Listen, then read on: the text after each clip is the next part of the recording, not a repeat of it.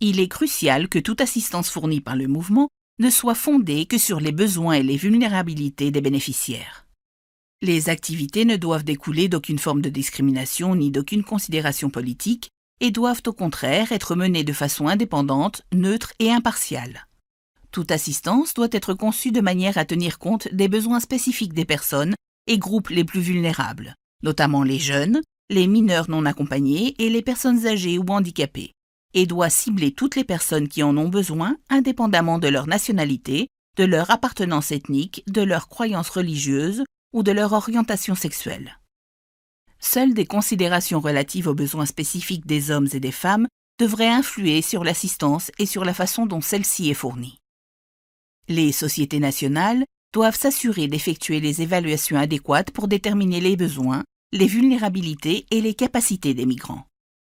Si nécessaire, elles peuvent bénéficier d'un soutien pour renforcer leurs capacités en matière d'évaluation, car seules les conclusions solides ressortant des évaluations peuvent dicter l'intervention adéquate et orienter la planification et la fourniture même de l'assistance dans chaque contexte.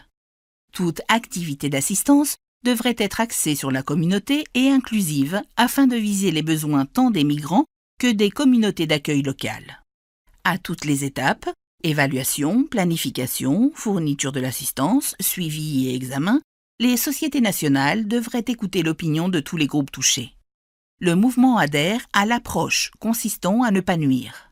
Il veille à ce que ces activités tiennent compte du contexte local, ne causent aucune tension entre les bénéficiaires et les communautés locales, ou n'aggravent pas les tensions existantes, ni n'aient de conséquences néfastes imprévues pour les bénéficiaires. L'assistance peut être fournie selon une approche ciblée, c'est-à-dire des programmes spécifiques, comme des services de sauvetage destinés uniquement à répondre aux besoins des migrants, ou dans le cadre d'une intervention ou d'un programme plus large, par exemple un programme de santé à l'échelle de la communauté dans son ensemble.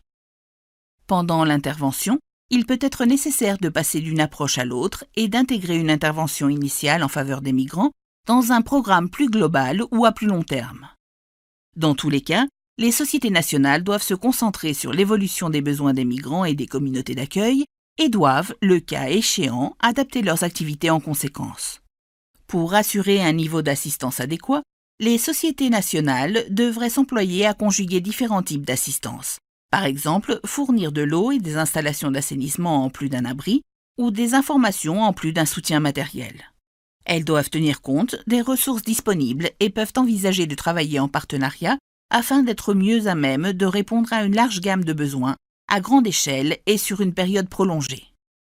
Le mouvement peut avoir à fournir une assistance aux migrants à toute étape de leur voyage, aux frontières, en transit, à l'arrivée ou après le retour au pays, la réinstallation. L'assistance fournie devant être appropriée compte tenu des besoins à l'étape concernée. Actuellement, les sociétés nationales mènent des activités à toutes ces étapes. Elles fournissent des secours d'urgence vitaux dans les ports d'entrée, apportent une assistance à plus long terme dans les camps ou dans les communautés de travailleurs migrants et s'emploient à renforcer la résilience dans les communautés d'origine et les lieux d'installation. Dans tous les cas, le mouvement doit préserver la dignité des personnes.